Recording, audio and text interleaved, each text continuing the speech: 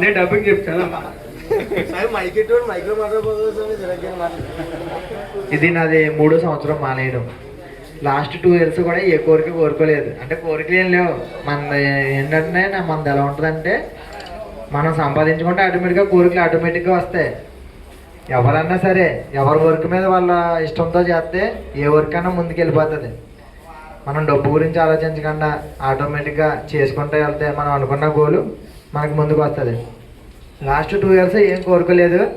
ఈ ఇయర్ ప్రతిదీ ఒకదాని తర్వాత ఒకటి నేను ప్రతిదీ అద్భుతాలు చూస్తూనే ఉన్నాను. ఫస్ట్ రోజు అంటే మనం 2వ తారీఖు మానేసాం.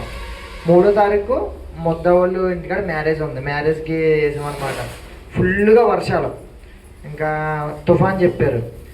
2వ తారీఖు మాలేసాం. ఫస్ట్ కోరిన ఏంటంటే, స్వామి మాలేస్తున్నాను. నేనైతే ఆ వర్షం పడిందంటే ఆ బురదలో పడి నేను దొరలేను, నేను కార్పెట్లను ఏం తీయలేను.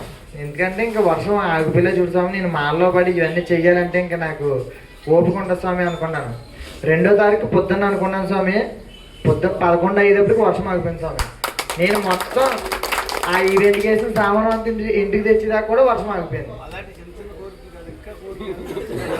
తర్వాత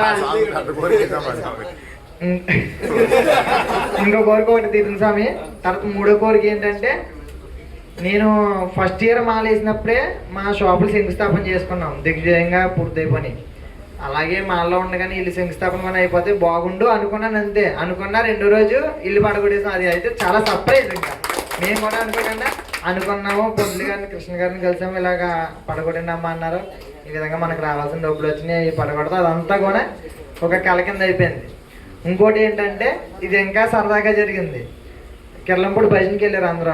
ఆ రోజు నాకు బయట వర్క్ ఉండి భజనకి రాలేదు. నేను వచ్చేటప్పటికి ఒత్తేసుకునేప్పుడు 11 అయిపోయింది. నాకు 11 గంటలకు ఒత్తేసుకున్నాను. ఒత్తేసుకున్న తర్వాత ఇంటికి వెళ్ళి వడి చేయమంటే, ఇంటికాడ వండమంటే ఏదో కింద ఉంటుంది.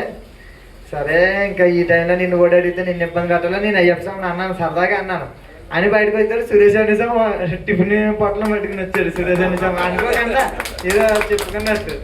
ఏ స్వామి నాకు చెప్పచ్చు కదా స్వామి, నేను తెచ్చిన అయినా తెచ్చాడు స్వామి. తెచ్చాక మళ్ళీ అన్నిసాం అన్నాడు. చెప్పచ్చు కదా స్వామి, మేము హోటల్ దగ్గర నుంచి వస్తాం అని. అది కూడా అంటే అయ్యప్ప స్వామి ఎవరిని కూడా మనం నిష్టగా ఉండాలి. అది మన మనసులో ఉండాలి. మన మనసులో ఉండాలని చెప్పి మనం కోరుకున్న ప్రతి కోరిక తీర్చేస్తాం. అదైతే నేను ఈ 3వ సంవత్సరం కళ్ళారా చూసాను స్వామి.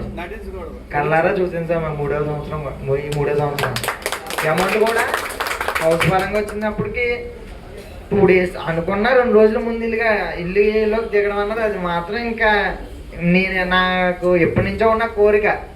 ఫస్ట్ ఇయర్ అనుకున్నాం ఇల్లు కట్టాలని, ఆ ఇయర్ అక్క పెళ్లి చేస్తాం. 2వ ఇయర్ అనుకున్నాం ఇల్లు కట్టాలని, ఆ ఇయర్ షాపులు కట్టాం. ఇది 3వ సంవత్సరం అనుకోకుండా జరిగిపోతుంది. అంతా స్వామిదయ్య. స్వామి శరణం.